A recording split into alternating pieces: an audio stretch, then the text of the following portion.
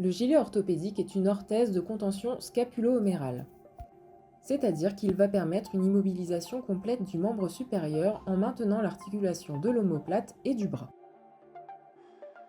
Il vous sera prescrit aux urgences en cas de fracture non déplacée de la tête humérale et de son tiers supérieur, en cas de fracture non déplacée de l'omoplate, en cas de luxation gléno-humérale réduite, en cas de luxation acromioclaviculaire de stade 1 et 2, en cas de fracture non déplacée de la clavicule et en immobilisation post-opératoire tendineuse ou ligamentaire, exemple coiffe des rotateurs.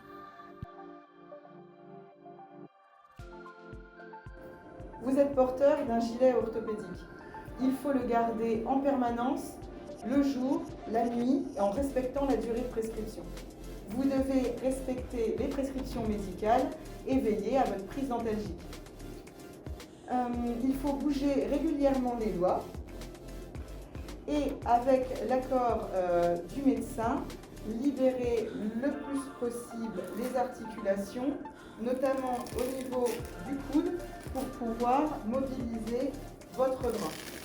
Ceci doit être fait de façon régulière, mais toujours avec l'aide de quelqu'un pour pouvoir ensuite repositionner le gilet d'une façon correcte pour ne pas avoir de complications.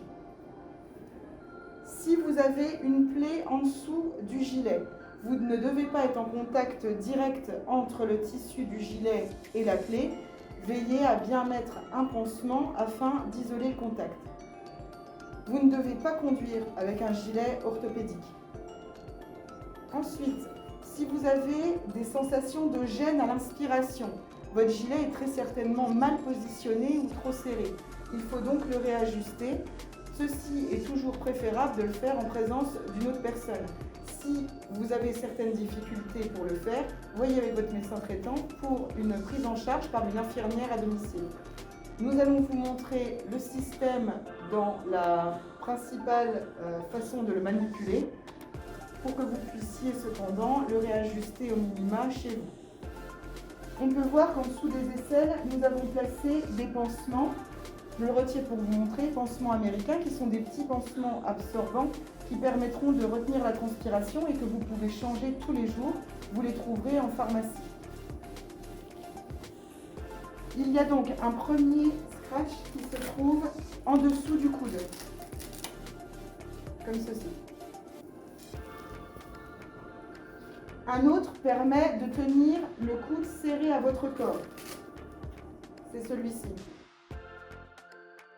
Pendant ce temps-là, il faut bien que le patient maintienne son bras contre lui. Le fait de retirer les scratchs va permettre certains mouvements. Ceux-ci ne doivent pas être réalisés sans être mis au sûr. Le dernier scratch permet de libérer l'avant-bras. Pour ce qui est du réglage du tour de poitrine, si c'est une difficulté au niveau de la respiration ou si vous vous sentez trop large, il n'y a qu'un seul scratch qui est situé sur le côté. Vous pouvez donc positionner et resserrer pour que celui-ci vous soit plus confortable. C'est aussi à cet endroit que se réinsère le pansement américain.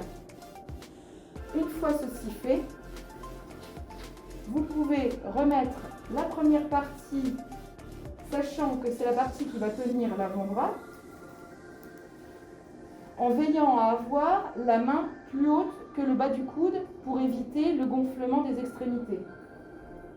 Ensuite, sécuriser l'arrière du bras avec le scratch latéral et remettre la protection au niveau du coude. Merci.